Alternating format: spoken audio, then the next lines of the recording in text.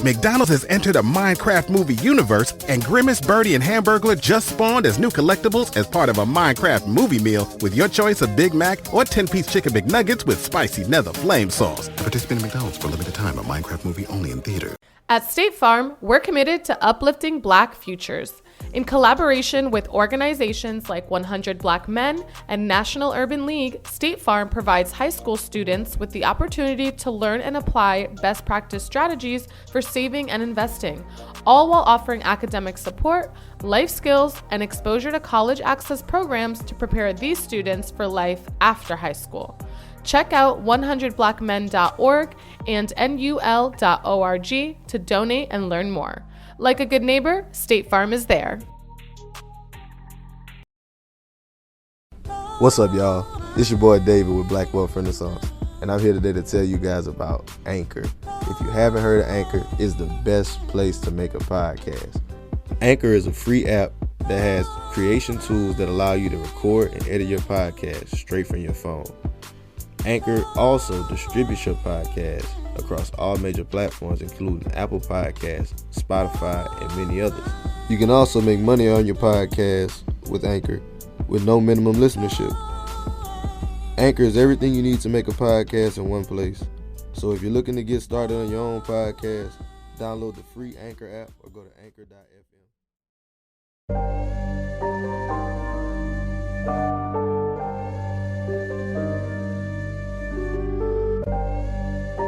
You know the rules of the game. Yeah. You know the rules of the game. I don't care what color. Can you make me 100 million? Let's talk money. Can you make me that? If you can't make me that, I won't talk to you. You shouldn't even be at this table. Hey, I got money on my mind. I'm just trying to get some dough. I ain't picking up my line unless it's money on the phone. Gotta get it on the daily. All I want is dubs. You know what I'm on. I've been chasing after paper. All I know is run money marathon. Do 5 years of this and be a millionaire and go on do what I want to do, have kids, go live my trip, enjoy in the games like out here in Texas, or struggle for the next few years. The choice is yours. What's up, guys? Welcome to the Black Wealth Renaissance Podcast. Our goal of this podcast is to normalize Black wealth and share helpful resources and tips we believe will be useful in attaining and maintaining generational wealth. Please feel free to rate and comment on our podcast. We would love to hear all feedback you have. Now, enjoy the show. Welcome to the Black Wealth Renaissance. I'm Jalen, 1/4 of the Black Wealth Renaissance. Ready to rock and roll, man. Here with my brothers today. What's up, Jay? How you doing? Man, I'm good. I can't complain, man. It's another good day. Man, ready to get into this real cool podcast. I'm excited to talk to our guest today, man. Yeah, man. We got a very special guest, man. Our brother, you coming from out of the Bronx, right? South Bronx, South Bronx, man. The boogie down, man. I'm telling y'all, this brother has been in the game. From his resume, started off with bad boy, worked his way up, and I'm telling y'all, true hustler. And we're definitely happy to have you on here, Mr. Shawn Prez. Thank you for being the guest on the podcast. Nah, thanks for having me, fellas. I'm looking forward to it. Hey, man, thank you. So just to get it started, we're just going to jump right on into it. We normally just get all our guests to just, tell your background. So how'd you find your way, making your way as an intern and building your way up? I'll go back before I even took my first internship. Long story short, I was in college, having the time of my life. Just like y'all, I'm in the frat. I believe y'all went the wrong way. Nah. Blue fly. But I forgive you. But it is what it is. But I'm living the frat life. And as much as I was enjoying my time, first time being out on my own and really living that college life, my heart just didn't feel as though me going that traditional route of going to school, graduating, sending my resume out there and getting a job, I just felt like it was all wrong. And I had this feeling that I just couldn't shake. And eventually I left school. I left school maybe midway through my junior year. And when I came home, I hooked up with an old friend of mine. And basically he was just like, yo, Sean, you're popular. I'm a DJ. Let's start doing parties. And when I started to do parties, it just opened my mind to the fact that I could take this non-traditional route that, you know, we, especially as Black and brown people, we're taught conformity. We're taught, you know, the only way to success is going the very traditional way through education and college and graduate and put your resume out there.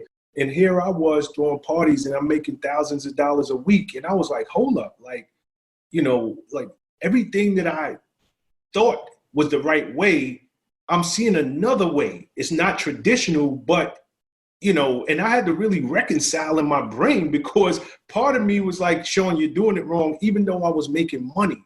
So I re-enrolled back into school locally because I just wanted to finish my degree.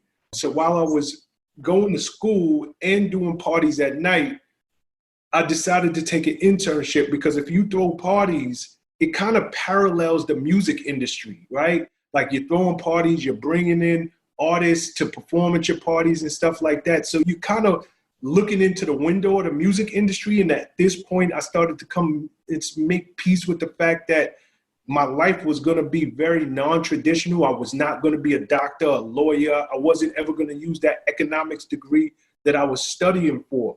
And through taking my internship in, you know, I'll just wrap this up. Like I was a person who really, I tried my hardest to get in the music industry and I just couldn't. And I took one internship unpaid for my first internship was about 8 months unpaid. And at the end of it, I thought I was going to get a job. They was like, nope. By that time, I was like, this is the business for me. This is what I have been looking for. This is why I left school in the first place. I found my place in the world. When I didn't get a job after the first internship, I took another, no job, another, no job, a fourth one, no job. And right when I was ready to quit, there was this upstart label called Bad Boy Records. And there was this hot shot in the music industry, young, brass. He was the guy who was behind hits on Mary J. Blige's first album, Jodeci. His name was Sean Diddy. At that time, he was Shawn Puffy Combs. And he was starting his own label called Bad Boy Records. And, you know, at this point, I had literally taken 4 unpaid internships. That was something like close to 4 years out of my life of trying to get in the industry that was continuously blocking me and not letting me in. And I just had faith in myself. And I'll never forget, at that point, I had since graduated, I had a full-time job, and I was like, I cannot take another internship. Like, I'm a grown man right now. And I'll never forget, I went down to Bad Boy Records, and I called into the job, and I told them I'm going to be out sick, but I just wanted to go down there to see if I even wanted to do it again. And when I went there the first day, I looked around, and I was like, the energy in that office was something I never felt. With all of the internships I had taken, I never felt this energy. It was young, Black brothers and sisters who were my age, but they were so aggressive and they had so much energy and they were doing it. And I worked that first day and I got off. The next morning I called my job and was like, I quit and went back to Bad Boy. So that's how I got in the music industry. Damn, hey, that's a dope-ass story, bro. And they got some great points that I want to take from there, man. And I think one of the greatest things is, it's really 2 things, and they both kind of like coincide. The fact that you didn't quit and didn't give up. On the college side, you know, you left, but you went back and you decided, okay, let me finish what I started. But also on the intern side, you kept on trying. You said, okay, I'm striking out, but you kept on trying. You didn't give up once you got into that slump. And I'm pretty sure through you keep on striking out, you done built up a repertoire of skills that you learned from each of those internships that I'm pretty sure once you got to Bad Boys, it was like, man, look at this dude here. I think you just hit the nail on the head. And it's something that I preach all the time. And for your audience, whoever you are, wherever you are in your journey, listen to me very carefully. You have to trust the process. You have to trust. I don't care what life is throwing at you. I don't care how many times you swing and you miss, you swing and you miss, you try and you fail. You get knocked down 9 times, get up 10. Now, just to your point, Jay, for me, I didn't understand why I couldn't get a job. I was a hard worker. I was there on time. I was staying late. I went from internship to internship. and they made me feel like I was unhireable. But truth of the matter is, by the time that I got to Bad Boy, what I didn't know in real time, but I know now looking back, I was building up a skill set. At each of those 4 internships before I got to Bad Boy, I was learning something. I was learning things that by the time I got to Bad Boy, I was no regular average intern. I was light years ahead of the average intern. So for me, when I came in, it was like y'all ain't my competition. That guy, Shawn Puffy Combs, is my competition. So number one, I came in and I was light years ahead of people in terms of my skill set because of all that I went through. And had God not put me, in that situation where I had to beg, borrow, steal, claw my way to get to Bad Boy, I probably wouldn't have appreciated and understood, on top of the fact that, yes, I was learning and I was getting experience, I also knew it was a privilege for me to be there. And I took it so serious, whereas most people were coming in and they're just looking at the glitz and the glamour and they're like, yeah, I'm happy. I'm working at Bad Boy. I get to hang out, get into clubs for free, this, that, and the third. For me, I understood what it took to get here. And I knew it was a straight privilege. And for me, I was like, oh, hell no. Now that I'm in, the sky's the limit. I'm going all out. McDonald's has entered a Minecraft movie universe, and Grimace, Birdie, and Hamburglar just spawned as new collectibles in the overworld. Now for a limited time, you can get one of 6 McDonald's collectibles when you order a Minecraft movie meal. Ooh. With your choice of Big Mac or 10-piece chicken McNuggets with spicy nether flame sauce. Available now in a biome near you. Oh, and at your local McDonald's. I participate in McDonald's for a limited time. A Minecraft movie only in theaters. So once you got there, and you got me hyped up because it's a good ass story, man. So once you got past that intern part, you ended up working your way up to VP marketing and promotion. Correct. What was that like you taking that label? Because if you know hip hop, that label is that's a staple in hip hop. What was that like once you got there, once you realize, this is what I've really been working for and this is what God prepared me for? How'd you make that impact and say, okay, I'm going to go do this and make sure that we do this to the best for our Black and brown people? These are good questions, and you're focused on the VP title, right? When I look at it, I don't focus on that. For me, it was the ride. Like I said, and I need people to understand this. If you are I don't care what level you're in, let's just say in all your heart and all your soul, you want to be in the music industry or you want to be in the entertainment industry or no matter what industry. If you're in that industry, but you are an intern, assistant, a coordinator, you're lower level, you have to understand it's a privilege. And for me, I understood that from day one. But what I didn't know in real time was that we were part of a cultural shift. We were part of making history, because Bad Boy Records, when I started, I came into hip hop in the early 90s, and hip hop was grimy. Everybody was wearing their pants down to their knees. It was all about having a bunch of gold fronts in your mouth and you look dirty and you drink 40-ounce bottles. But to be at a Bad Boy Records and moving up through the ranks, and my name had started to grow in this industry because I was literally part of the hottest label on the planet. And I was an integral player at that label. And to see how we, single-handedly as a label, stopped people from drinking 40-ounce bottles of beer to now they're drinking champagne. We stopped people from, really thinking small and thinking about, let's just say even the image of Notorious B.I.G. Everybody before B.I.G. was, you was hustling on a block. B.I.G. was running an empire. He was like, I'm super fly, live in mansions, this, that, and the third. So we really elevated the level of the mindset of this hip hop culture. So it was an incredible ride for me. And I don't know if in real time I understood that we were changing the world, but what I did understand is I was having the best time of my life doing it. And that's really that. I like what you said in there, that you y'all even in the given time, like you may not have known, but through y'all presenting something to the market that was completely different than what everything else that was going, like y'all created a mindset shift because it was like, oh snap, now they the best, they the biggest, like we want to be like them. Okay, so all right, we don't need the goals out no more. We gotta, start getting our jewelry together. We gotta start looking better, looking fresh. You know what I mean? So I like that was like almost intentional but unintentional at the same time, shifting of the culture. Correct. And I want to go back to something we talked about off camera too. You said, while you were working there, you had the privilege of actually being able to start your business and getting your business off the ground too.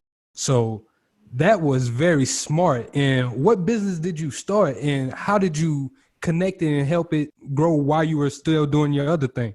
Well, I love telling this part of my story because it's a proud moment for me, and it also allows me to really give a person who is due their flowers while they can still smell them. And that person is obviously Sean Diddy Combs. Now, somewhere, I don't remember how long I was at the label, but I have become a big deal in the music industry.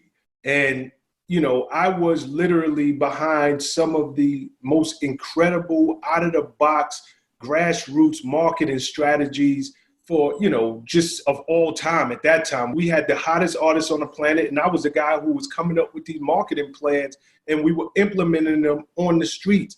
So what happened was people in corporate America started to ask questions. Who's the person behind all of the marketing at Bad Boy Records? So my phone started to ring. So while I was at Bad Boy, I started to get calls from all of these Fortune 500 companies like, look, do you take independent accounts? And I was like, yes, I do. And I started to work on the side. And, at first it started off me just making extra money on the side. And then I recognized that, whoa, like it's a real business here. I got to the point where I was making 2 and 3 times more on the side than what my annual salary was at Bad Boy. And I literally got my courage up and I went to Puff and I went to HR and I handed in my resignation. And I gave him my 2 weeks and I prayed on it before I did it, and I felt like God spoke to me and let me know it was time to leave. He had me. And, when I got my courage up, I handed my 2-week notice.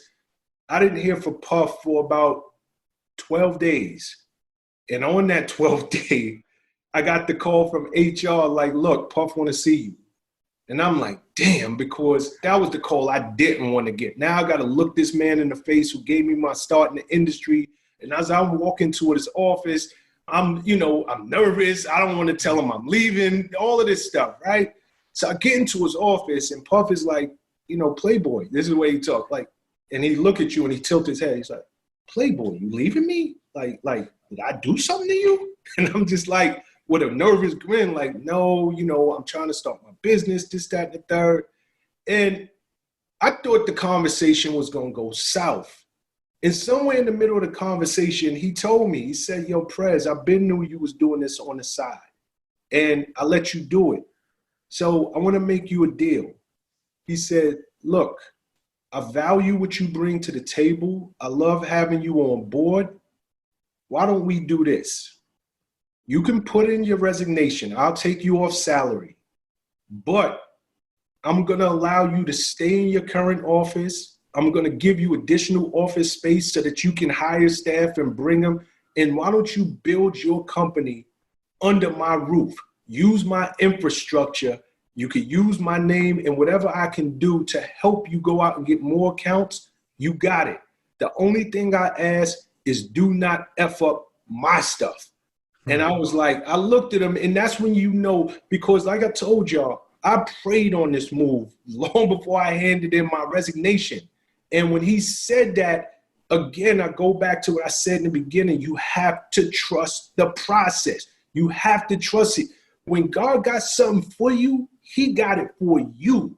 I had no idea that would be the outcome. I thought that me and Puff Riley get in a fight, I leave and start my business. I didn't realize that to the outside world, nobody ever knew the difference. I still was acting as the VP of Bad Boy, but I was able to build my company under his infrastructure with his blessing. And for that, I'm eternally grateful to him. Hey, that's blessings right there, man. That's blessings. What you got, Jared? Nah, that's so real. Like, I really appreciate you telling that story, and even with what you prefaced it with, because that is giving him his flowers, like, because that's really dope. You know what in my opinion, like, that's the way that it's supposed to go. It's like, okay, cool. I'm big. I'm making my money. Like, at that point, it's like, you're not a threat to me. You my brother. Like, I'm going to help you. You know what I'm saying? Come under my infrastructure. Come get my, any resources I can help. Just don't, like, sabotage me or nothing. But long as we still working together, like, that's, in my opinion, that's how group economics and, like, we as Black people, more specifically, and brown people need to start moving if we ever feel like we going to try to catch up, you know what I'm saying, or get ahead. Is like, bro, we got to work together. No, I could tell you guys, and believe me, for any of your audience that are listening, so often you read these things about Shawn Puffy Combs and he's a shrewd businessman and people are just crapping on his name in the public. I'm telling you the man I knew. I'm telling you how I got my company off the ground. And I can also tell you, and I usually don't spit numbers, but I can also tell you, since starting my business, he has sent me tens of millions of dollars in business. This is a fact. This is truth. So I can't speak for anybody else in their dealings with him. And truth of the matter is, I know him to be a very loyal brother, and he really has set me and my family up, to break that the direction that we were in for generations. I'm from the South Bronx. I didn't get out of the South Bronx by accident. It was brothers like him. And God put favor on other people to really, do right by me and help me get my family out of the South Bronx and change the whole dynamics of our family history. So I got to give him credit. Hey, man, I love to hear it, man. And definitely agree. That's how we need to start moving. Black Wealth Renaissance Podcast. That's it. That's the tweet. I am obsessed. Well, you ain't seen nothing yet. It's a go. The Black Wealth Renaissance presents the 8-week live webinar series. Come and get equipped to win in personal finance, real estate, stocks, insurance, and more. Class is in session. And I want to pivot to another section of the show, though, my man, because we didn't got the beginning, just really the nitty gritty, and I love it.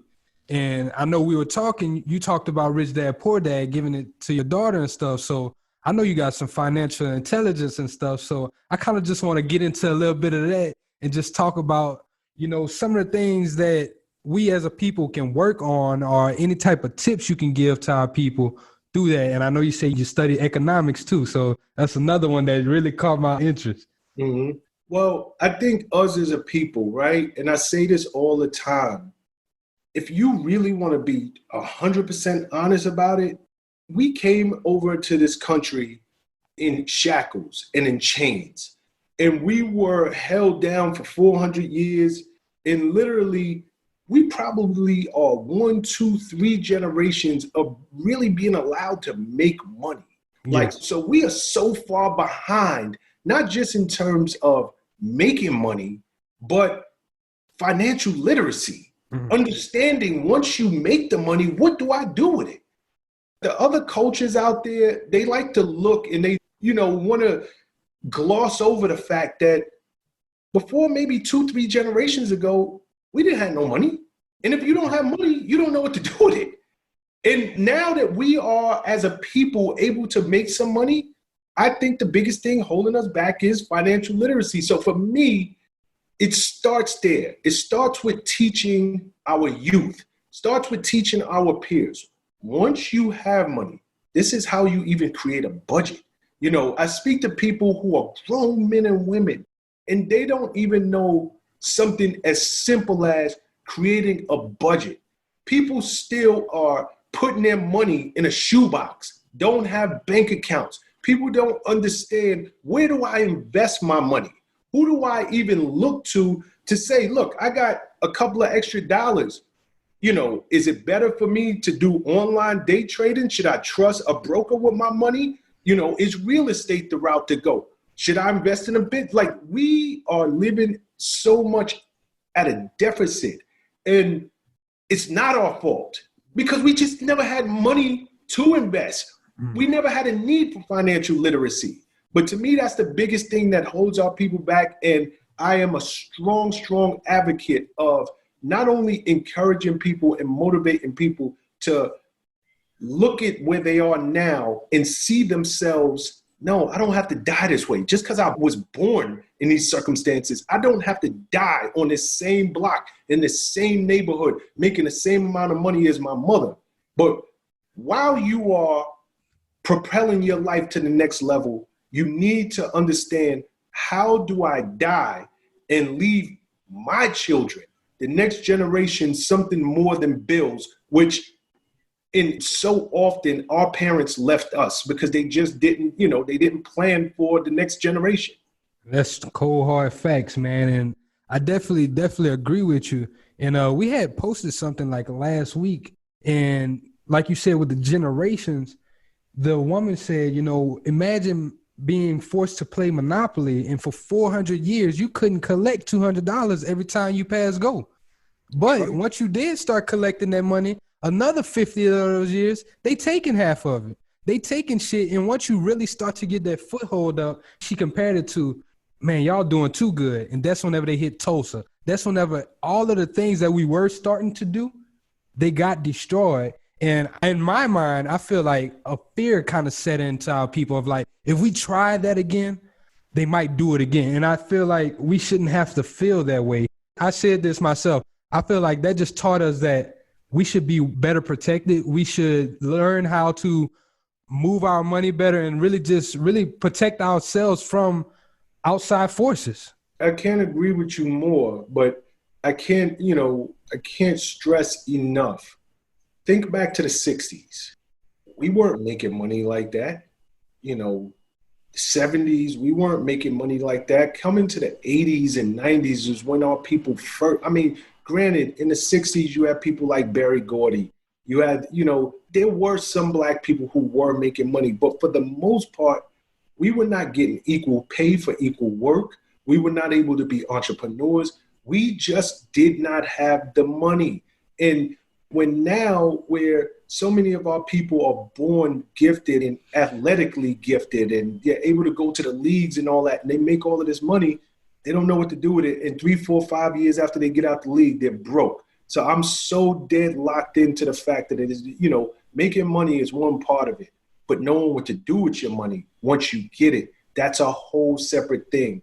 And white folks, they have 10, 20 generations on us of understanding money, understanding what to do with it, understanding how to put their money into trust and make sure that their money is working for them long after they're dead and gone. And I appreciate you touching on that, because even with the NFL players and just entertainers and different people like that example, I always, just outside looking in, attributed it to they probably just wanted to, flash. They wanted to flex. And that was why they ended up spending all their bread unwisely. But if you really, really look down to it, like you said before, if you go through the history, it's not only the same way we can have first generation graduates in the 2000s, it can be the first generation millionaire, the first there you go. $100,000. You don't know what you're doing with this money. We've never had to be taught that money management. Like you said, I just never thought about it like that, but that's a very crucial point. Yeah, think about this, right? If you turn 16 years old and somebody gave you a Benz S550, brand new out the box, you're going to tear that thing to shreds. You're going to have your boys in the back chilling, this, that, and the third. It's a lot different, if by the time you was 23 and you made your money and you bought your first hoopty and you take care of that thing like gold. You really make sure that I got to take care of this. So for all of these ballers who are getting into, the league, and now they 20, 21, 22 years old, and they become these overnight millionaires, they don't know what to do with that. That's like giving a 16-year-old a Benz 550 brand new. They don't know what to do with it. They'll tear it to shreds. Now, by the time that they get their second car, they'll know better. They'll take care of it. They'll make sure they get the oil changed regularly and all that stuff because they'll appreciate it. But for a lot of our athletes and a lot of people from our community who come into money, They are first generation. They don't know what to do with it. And unfortunately, it is very few role models and people in our community who are older and wiser and can say, this is what you need to do with your money, because we just never had it. Who's older who can say this is what you need to do with your money if they never had money in the first place? So we are definitely living at a deficit.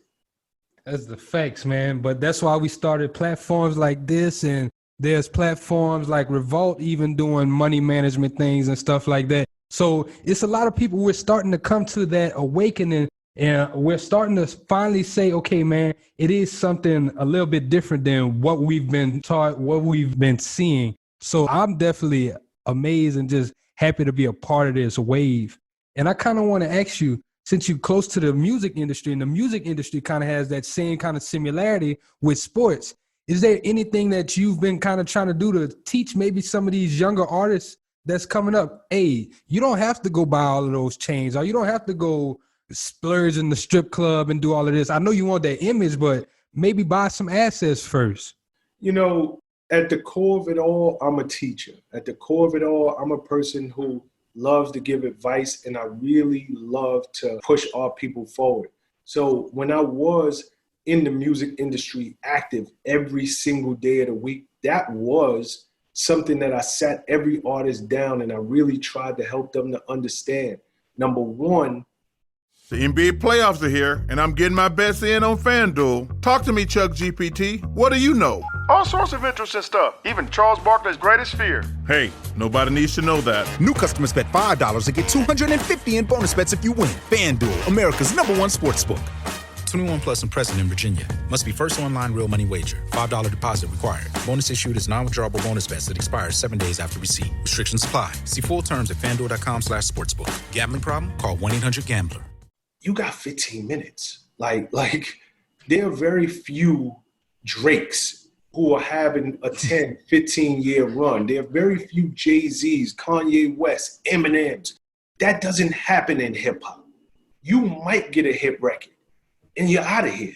You know, you might get 2 hit records, and you're out of here. So instead of celebrating so early, and this is why I try to drill it into anybody who's listening, if you get a windfall, you know, it doesn't just happen in the music industry. Number one, this is a marathon. It's not a sprint.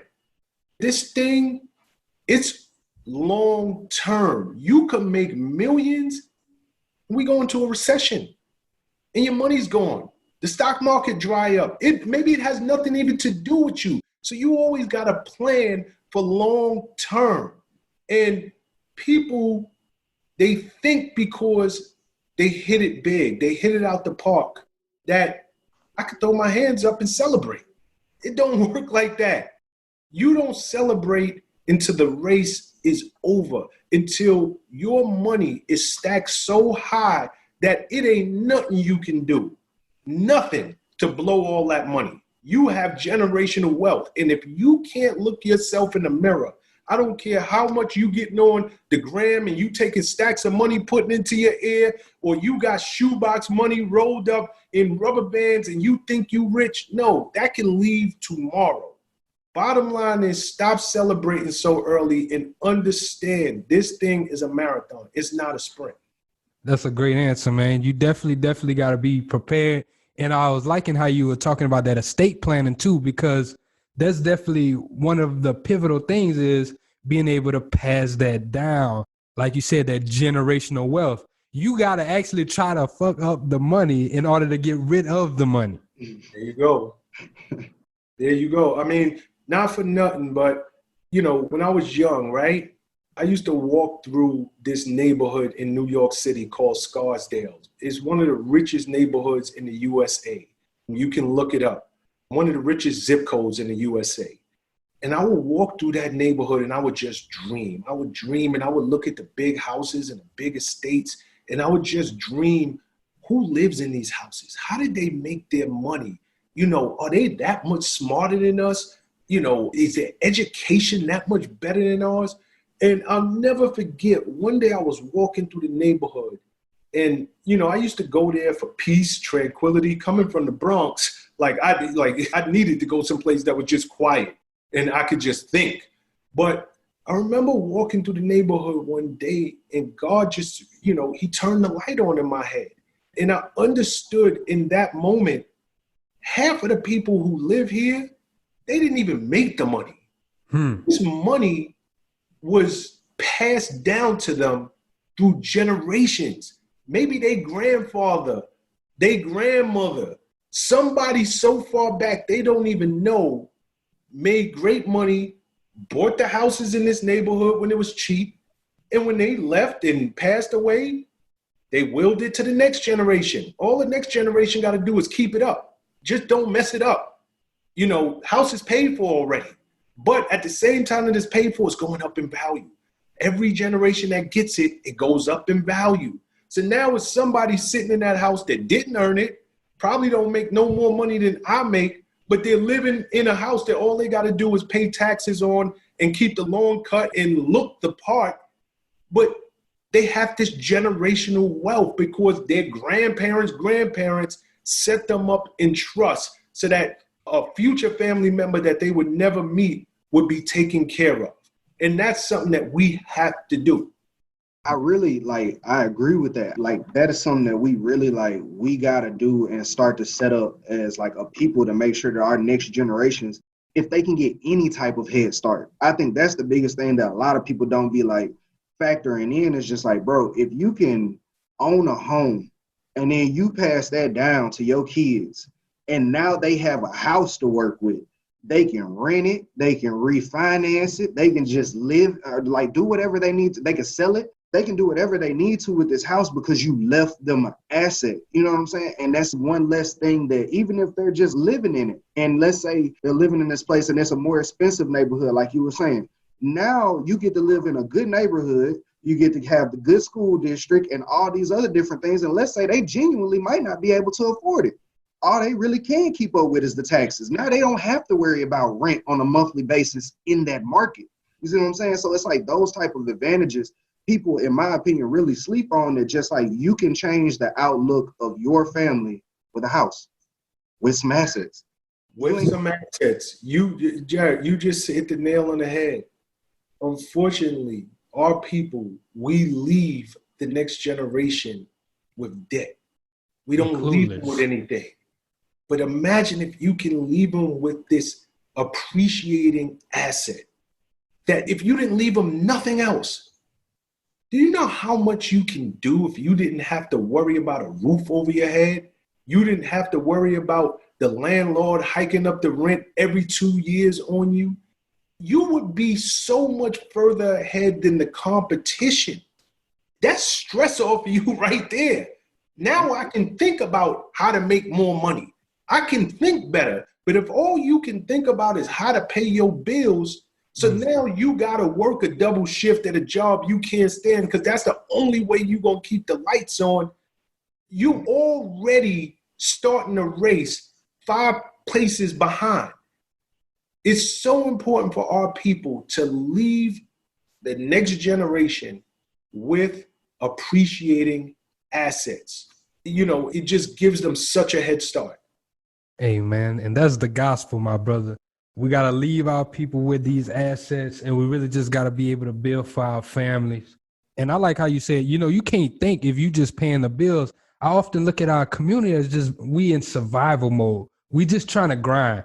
We just trying to get next day to next day. And that's another reason why we're so far behind, because you just trying to figure out how I'm going to make it. You can't even think about, oh man, this is what it takes to start doing this better. And it's a concept through psychology. I forgot how it goes, but basically you want to make sure that you're at least safe first before you can start worrying about all the other necessities and all the other little glitz and glamours and stuff. Until you understand and really hone in that first level of safety, you can't worry about anything else. No, it's the truth. You hit the nail right on the head. We live in survival mode. That's what we live. We live in survival mode. And so long as you would just imagine if you're in the ocean and you just like this, I'm just trying to stay above water. You can't even think about swimming to the shore because you just trying to breathe. You just trying to stay alive. I'm just trying to survive. I can't even focus on getting to where I'm trying to go. And to add a slight reference just for anybody who want to go look it up, I knew what you were referring to, Jalen. It's Maslow's hierarchy of needs. There you go. But and that's the truth. Like, I love that is like shelter. Can you stay warm? Can I have food? Like, if I can't handle those, then like I'm not worried about investing. I'm not worried about getting ahead. I'm trying to stay alive. That's right. That's And right. I think this is a great point to pivot to the last section of the show. We're going to get into the what's on your timeline, Sean. Just anything that you saw. I know you say you don't do too much social media. So if it's something that you read, anything that you felt like, I want to speak on this, or something happy, just something you want to get off your chest. Well, I'm so proud of our people. I'm so proud of the younger generation who are out there and they're protesting and they're demanding change.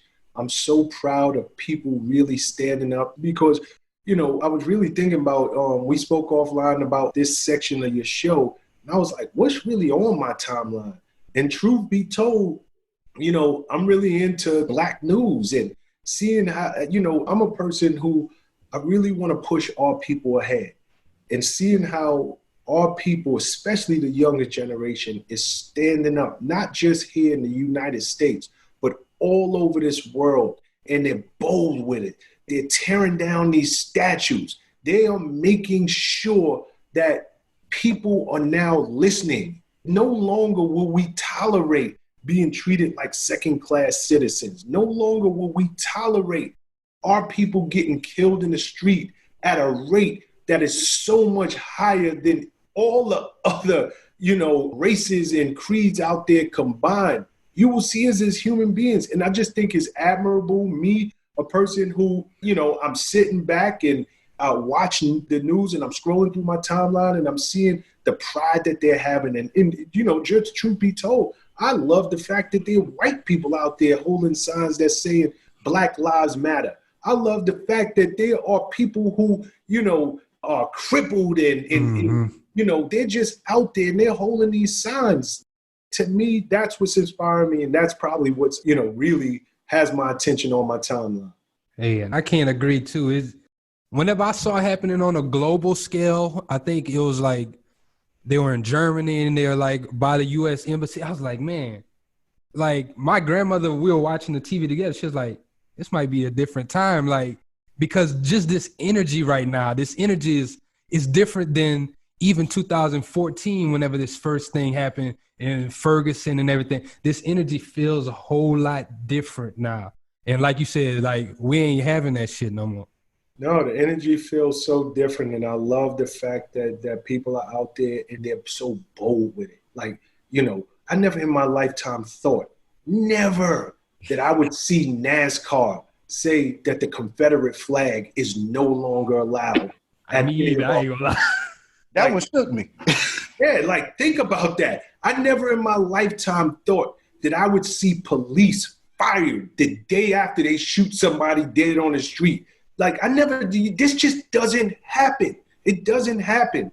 And I think that, other generations are finally seeing life through our eyes. You both are Black males. I'm a Black male. We know what it is to live in our skin and how we have to act differently when we're pulled over. We have to act differently when we walk into our jobs because it's not tolerated for us to work at the same pace or the same level as our white counterpart. We always got to, up the ante just to be respected. We got to be 2 and 3 paces ahead just to be respected, and knowing that we probably won't get looked at or will be looked over when it comes time for promotion and stuff like that and advances in a company. I'm so proud of what's going on right now because I never thought I'd see it in my lifetime. Hey, man, I love it here, bro. And can you just plug yourself in and let our audience know where can they find you, anything that you got going on? I know you said you're a public speaker too, so just anything like that. Yes, as you can see, and I don't know if they'll listen to this on podcast form, audio, or if they'll watch the video, but you can find me across all platforms at Power Moves Prez, POWER Moves, and my last name is Prez. P is in Peter, R is in Roger, E is in Elvis, Z is in Zebra. At Power Moves Prez. And if you like this type of content, please go to my YouTube channel, subscribe. Look, I got tons of videos with interviews from some of the most prestigious and accomplished Black and brown entrepreneurs on the planet. I do interviews with people across the board. So if you're really trying to step your game up and learn how to take your career to the next level, or you want to become an entrepreneur, please check out my YouTube channel, Power Moves Prez. Y'all go check him out. Follow him on Instagram, Twitter, anything. Do you have Facebook too? Facebook, LinkedIn, I'm across all platforms. Y'all go follow him on there, and y'all definitely subscribe to the YouTube channel. Before we get up out of here, we're going to get into some house cleaning. I just want to say thank you to all our listeners coming in and week out. Thank you for allowing us to grow. Thank you for allowing us to help you get to a new level. Thank you for the reviews. We constantly see them, and we see that we're able to really make an impact. So we're going to keep on going and keep on pushing for you guys. Y'all check out our book, Manage Your Money Like the 1%. Available on Amazon, available on Kindle, and available on ebook form. You can find all of that link in our bio on Instagram. You got anything, Jared? Yeah, just, y'all also check out the resources that we have on our website. Let's work on, like what we talked about in this episode, let's work on getting ourselves and our people out of survival mode.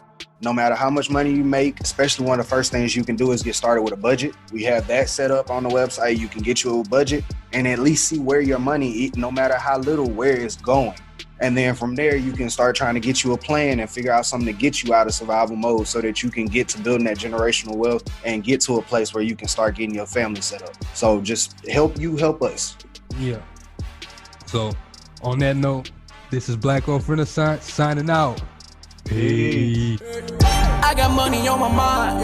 I'm just trying to get some dough. I ain't picking up my line unless it's money on the phone. Gotta get it on the daily. All I want is dubs. You know what I'm on. I've been chasing after paper. All I know is run money marathon.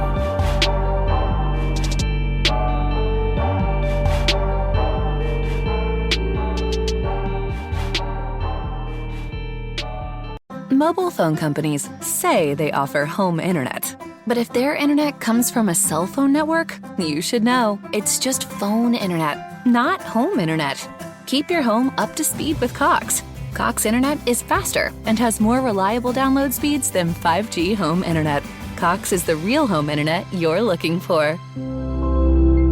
Based on Cox analysis of Ookla speed test intelligence data Q3 2022 and Cox serviceable areas, visit cox.com/internet for details.